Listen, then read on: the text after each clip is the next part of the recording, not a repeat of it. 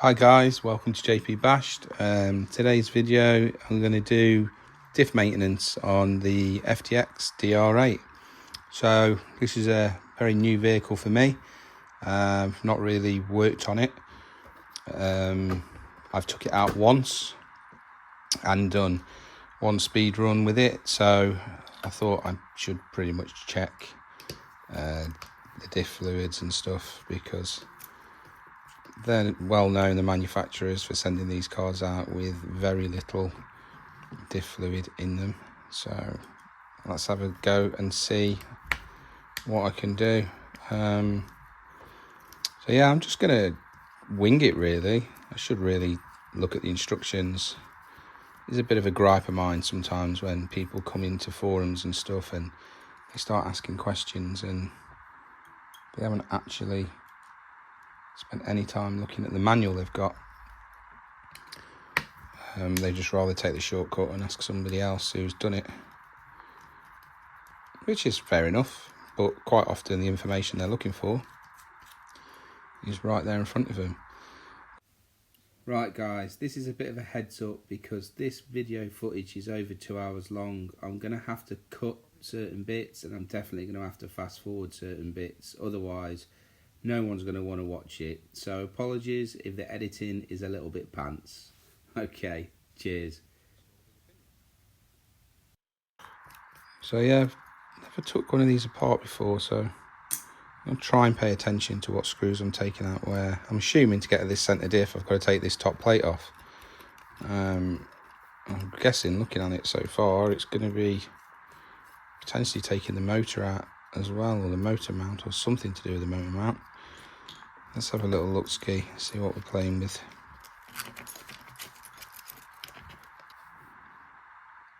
I'm suggesting that the motor's got to come off to get the diff out, which is pretty pants, to be honest with you.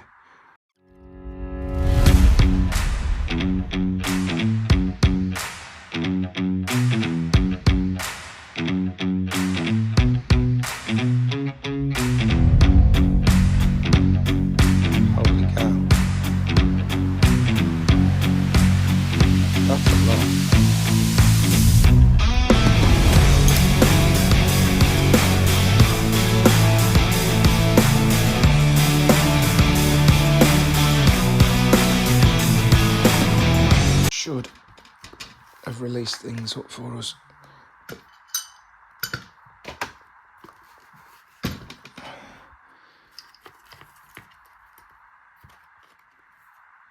Yeah, so everything's up in the air. Front dog bones out, back dog bones out, diffs out. Right, so let's get this diff opened up and have a look inside. So yeah guys, I would seriously recommend putting some gloves on when you're messing with diff fluid. The reason for that is it's lethal stuff. I'm convinced that I had issues with my eyes because I worked on my diffs and I didn't wear gloves and I touched my eyes, and in the process of touching my eyes I think it reacted badly with the skin and I ended up having to go to the doctors. I tried eye drops, all sorts of things, but yeah, it was quite bad, the reaction on the skin, to be fair, on the old eye. So yeah, I always try and put gloves on now.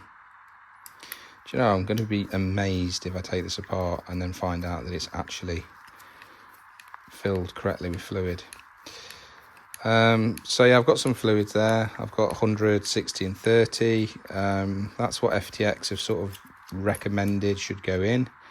I'm not a big believer in putting going up massively with the viscosity of the diff fluids. I quite like the setup with the cars, how they come out the factory, to be quite honest with you. So I'm going to go with this first, and then there's nothing stopping me thickening things up a bit going further down the line if I fancy it.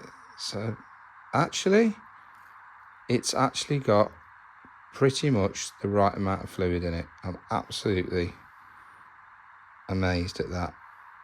An absolute fraction could probably go in. Well, that's actually really positive. So I'm just checking on here to see if there's any locating pins, which it doesn't look like there are, so it doesn't look like it makes any difference how that goes back on. Ordinarily, I'm not really that keen on mixing the fluids, but I don't want to go to the extent of taking it all out. It just turns into a big job. It'll be on the next maintenance run. So for now, I'm just going to top it up with a little bit of 100. Tiniest little bit, it doesn't need a lot. That will do it. And just put the cover back on. But based on that, I would like to think that the front and the rear are going to be okay. However, I am going to strip them out. I don't want to take the chance. But yeah, a big thing a lot of people do these is overfill it. When that sun gear goes back inside, basically it pushes all the fluid out, and then the seal on the top of the gasket gets covered in diff fluid and potentially leaks, or you can get an ingress of grit and dirt and stuff, which you really do not want working into your gears, into the diff. Not do it any favours at all.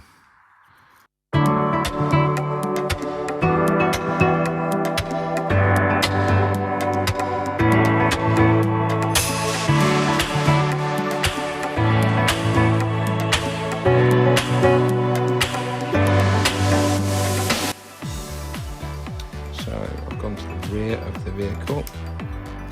I'm assuming that this comes apart very similar to the MT8. I'm going to have a quick look at the manual just to get an idea of what I've got to do here, I think, before I go any further and take things apart that I don't need to. Back in a sec. Let's go to the rear. Right, the rear. So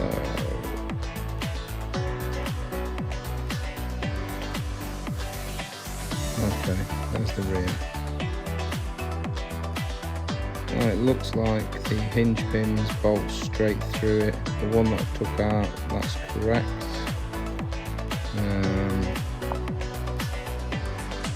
So I took these top two out.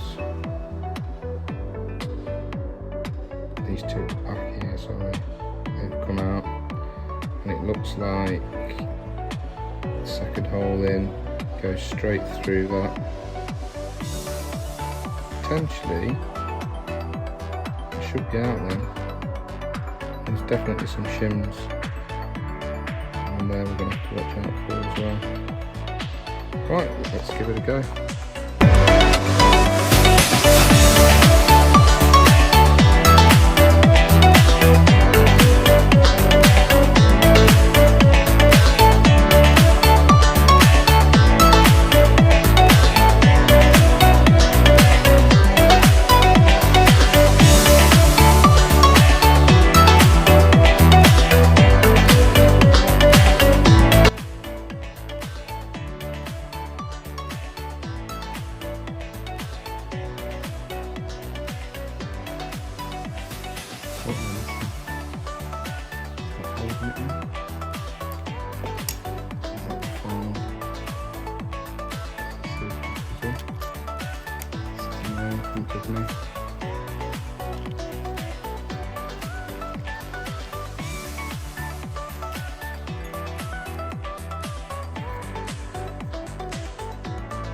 It still doesn't want to move.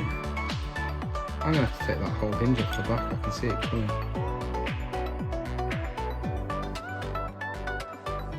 Bummer. Right, I'm going to have to go for it.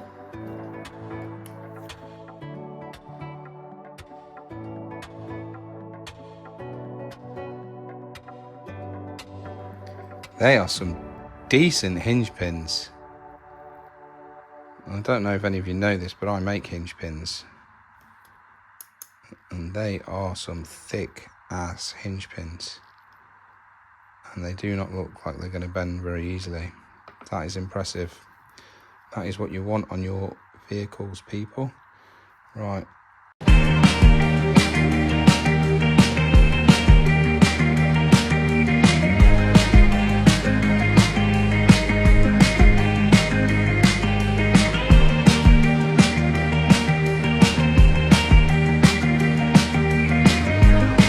I can't see anything else now that's holding this in.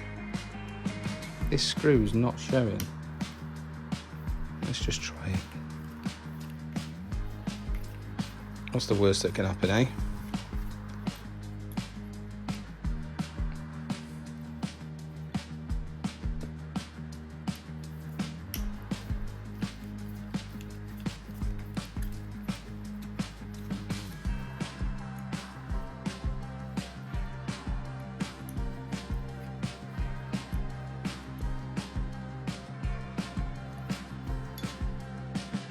It's still not moving. Oh wow, okay. This is becoming annoying now. I'm gonna get a torch and shine it on it so I can see a bit clearer. I'm actually losing the will to live with this a little bit. So I took the wheels off. I am going to take the whole of the front of the car off, just because it's going to make life easier. So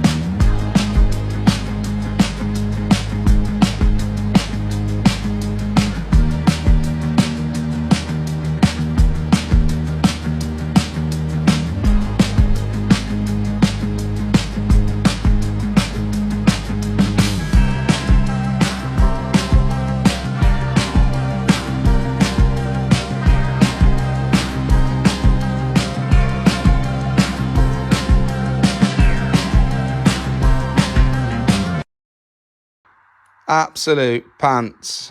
Right, I'm gonna have my tea and come back to it after. Back in a bit. Right guys, I've had something to eat. I've come back. We missed a little bit, but what we'll do is you'll catch up really when we do the front. So basically, this was a little bit different to what I'm used to getting apart. Actually, the whole gear there comes away.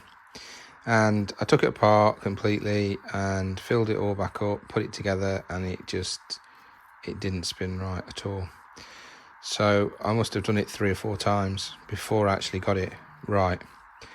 I don't know why. Last time I took it all completely out, made sure everything was pushed down as it should be, and put it back together, and we seem to have had a success. So plan now is we're going to put all of the rear end back together, and then we're going to do the front.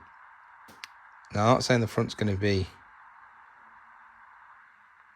that much easier to do, but now I've got an understanding of what I need to do. I think the rear is probably easier, actually, looking at all the steering stuff that needs disconnecting. However, the front should be a lot quicker. And I'll strip one of these completely, take it all out, refill the fluid, put it all back together, job's done. This video will probably take about a week for you to watch. Right, so let's get this back in.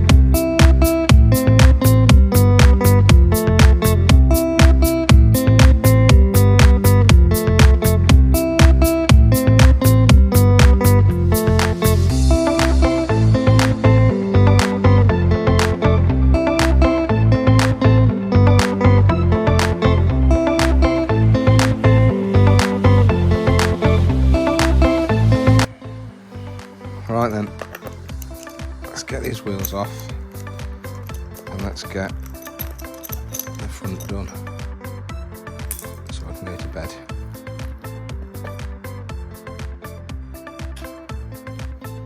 Yeah, 360 quid this cost, and for the money I just think it's an absolute steal. It's really well made, there's loads of aluminium parts on it, it's great design.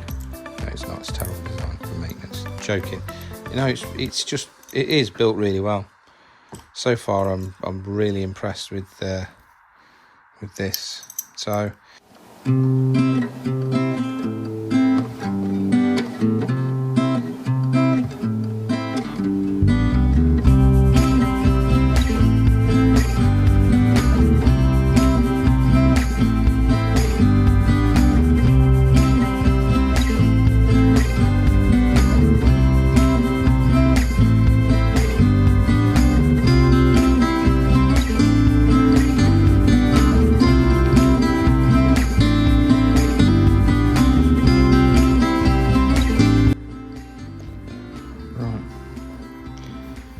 this should just, in theory, lift off now, should it not?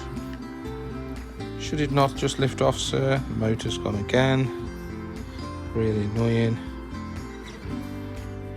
There's literally shouldn't be anything stopping that from coming away now. Just needed a bit of a whack, people. A bit of an old punch down. It was sorted. Like, that motor is driving me potty. FTX, man.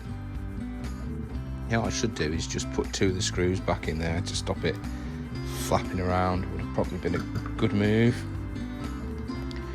So here we go again. Now, looking at this now, I'm thinking, holy freaking shit. If I've got to strip all of the backside of that down to get that diff out of there, I am not going to be a happy chappy. That is a lot of work. That would mean that top hinge coming off. That would mean the bottom hinge coming off. That would mean that top. Oh, don't say that. Shock tower coming off. Potentially means the shocks would have to. Surely, if I take the bumper off the front, it would just. Surely it would just come out. It should do, but it looks exactly the same as the last one, so I'm just going to say that it isn't going to come out, and I'm just going to have to take all of that apart. Oh god damn.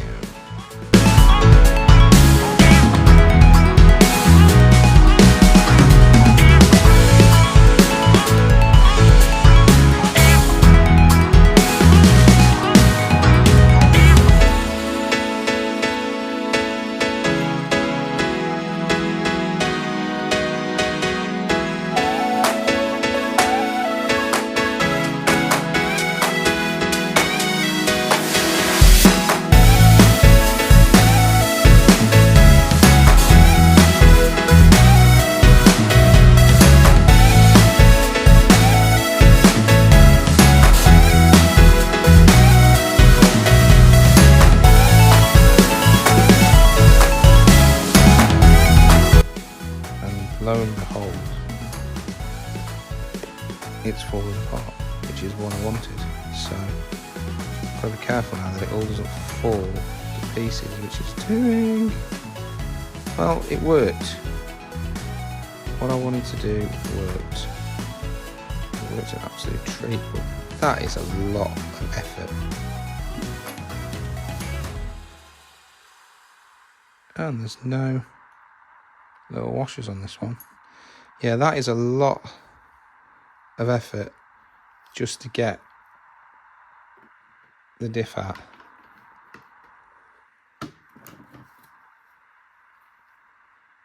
Yeah, I'm starting to wonder on that rear if I put the diff back in the right way around, you know. Shouldn't make that noise, should it? I'm sure it shouldn't. Right, brilliant. Okay, we're going to ignore that for now. I tried so hard and got so far. First time working on the car and all that. So this is really, really, really, really, really hard to get these apart. I think it's super, super hard. There you go. And it's got a bit of fluid in it. I've seen worse. So I am not messing with that.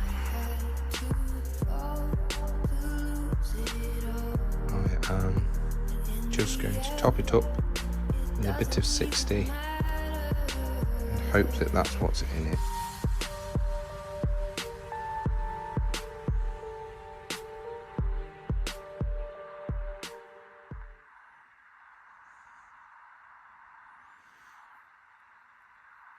We didn't actually need much, to be fair.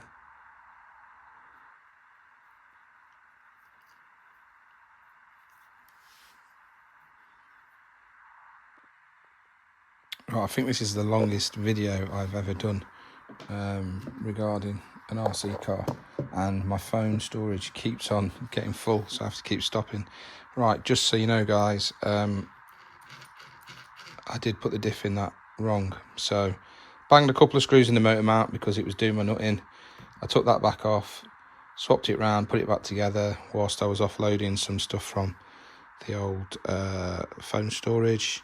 And yeah, it's just a case now of putting this diff back together. I don't know where we got to with the other video, so there may be some footage cut off, but basically I took this apart, topped it up, put a little bit, tiny bit too much in, to be honest, because some of it came out the screw holes, which isn't ideal, to be honest with you. Right, so it needs to go left side in. We do not want to do that again. I really do not want to be putting that back in again. So I've always got to remember when I do this, it's the opposite way around to the MT8, and then I'll always get it right.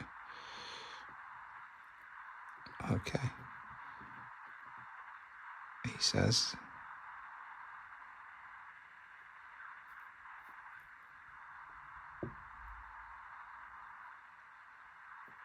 But it looks like it wants to go in that way. It definitely doesn't. It's that way. I promise you.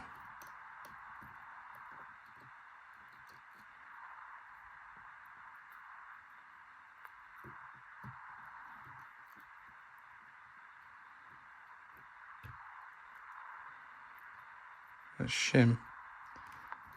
There's some better days, mate.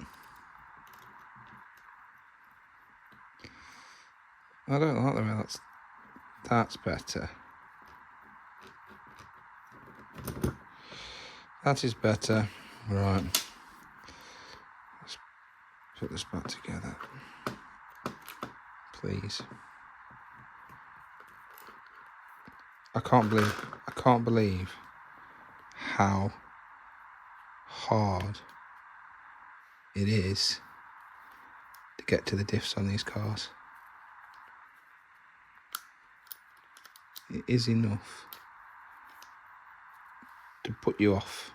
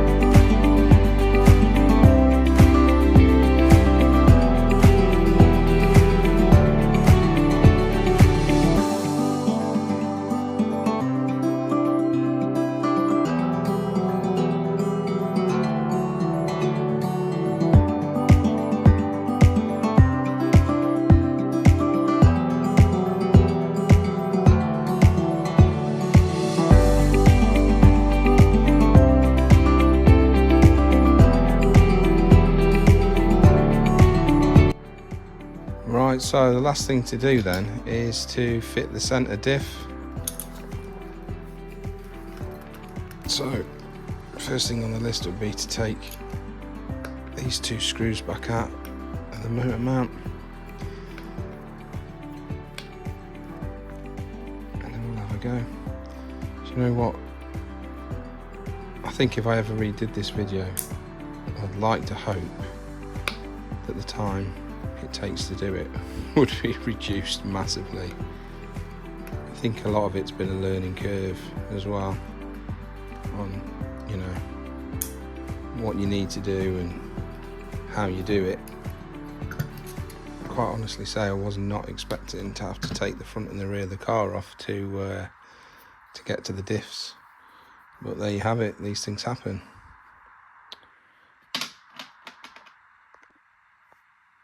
Let's see if we can remember how this all goes back together.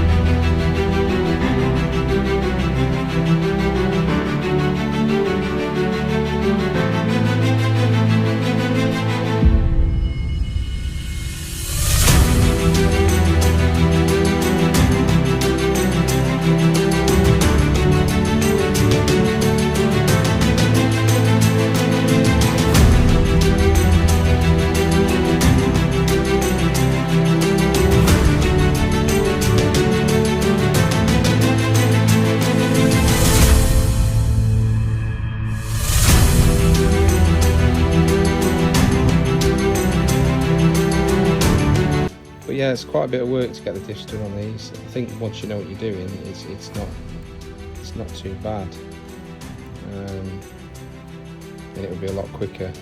But yeah, first time out the box, it's took me quite a long time to work it out and get it done, but we got there in the end. Everything's in, everything's back as it should be, and yeah, thanks for watching. If you enjoyed, please like and subscribe, and I'll see you on the next one. Bye for now.